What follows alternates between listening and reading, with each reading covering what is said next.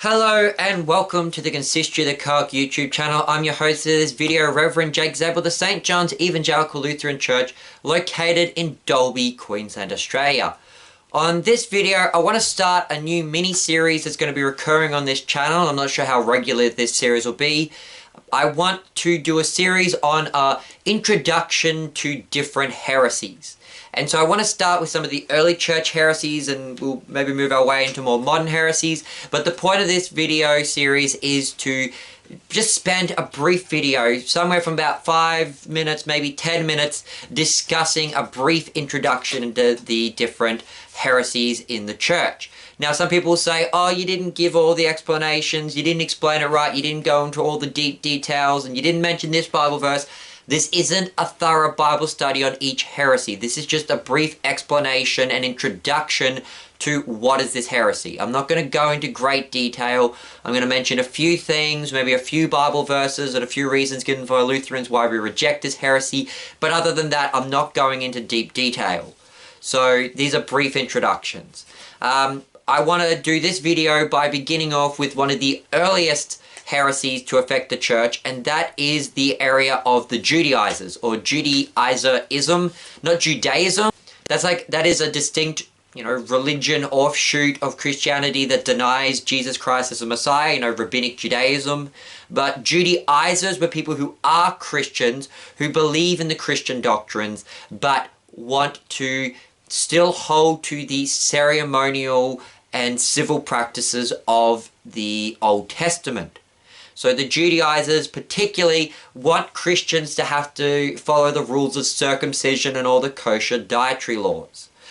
The Judaizers appear quite a lot throughout the scriptures, often in Paul's letters where Paul is arguing with these guys. Particularly, I believe it's in the book of Galatians where Paul says, look, if you think circumcision saves you, you should just go the whole way and just cut the whole thing off.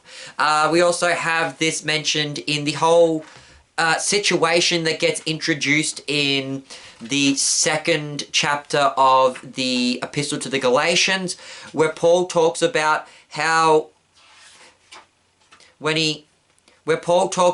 he went up to Jerusalem with Barnabas and took Titus with him, and that when he was there, he was preaching to the Gentiles, but that they wanted Titus to be circumcised. But Paul refused to circumcise Titus because he was a Greek and not a Jew.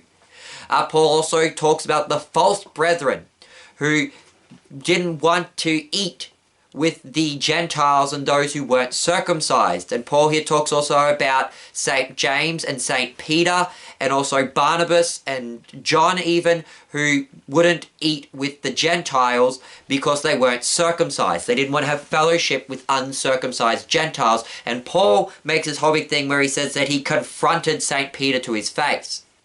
And so this led to the Council of Jerusalem in Acts 15, where the church decided that Gentile Christians did not need to follow all the Old Testament ceremonial laws, that the ceremonial laws did not apply to Christians, and that Gentile Christians did not need to be circumcised or follow all the kosher dietary laws. We do get in situations like in Acts 16, where St. Paul does circumcise Timothy, but that is because his mother was a Jew, and so Timothy was biologically a Jew, and so Paul, for the sake of not creating offense amongst Jewish Christians, made sure that the Jewish Timothy was circumcised. But as we see in the book of Galatians, Paul doesn't circumcise Titus because Titus was a full-blooded Greek and had no Jewish blood in him. Therefore, there's no reason that the Jews would be offended that a Gentile was uncircumcised. The only people that were making a big deal out of Titus not being circumcised was the Judaizers. And that was an error condemned by the First Ecumenical Council, the Council of Jerusalem.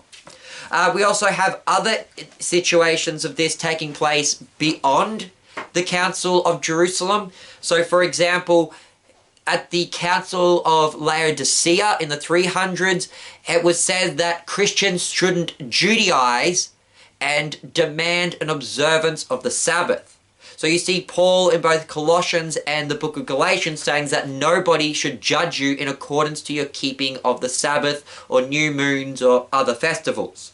And we get this at the Council of Laodicea, where the council is saying that it is the sin of Judaizing, so the Judaizers, to insist on Sabbath observance. We also see another situation happen later in the Book of Concord. See, in the 23rd article of the Augsburg Confession, the Lutherans are arguing that priests should not be prohibited from taking wives.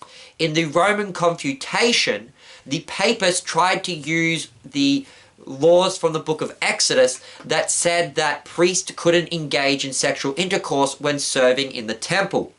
The Roman Catholics said that, look, the Levitical priests had to abstain from sex when they were serving in the temple.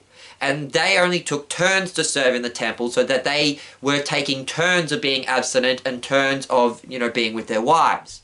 But since Christian priests are constantly serving in the temple, they need to have a perpetual celibacy, is what the Roman Confutation argued. And Melanchthon responded by saying that this is foolish, since the Levitical priests could take wives, so it's kind of foolish to use that rule from Exodus as a prohibition against Christian priests having wives. But Melanchthon says it is also the sin of the Judaizers, that it is the error of Judaizing for the Roman Church to try and apply this Old Testament ceremonial law that applied to the Levitical priesthood and apply that to the New Testament Christian priesthood. And so, in summary, the error of the Judaizers, the heresy of Judaizerism, is the heresy of trying to apply the Old Testament ceremonial laws to Christians.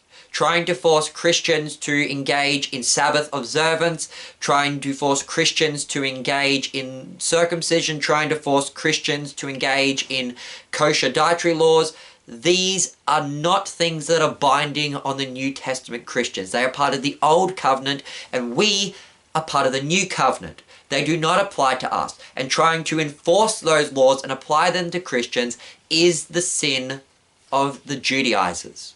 So I've been your host, Reverend Jake Zabel. Goodbye and God bless.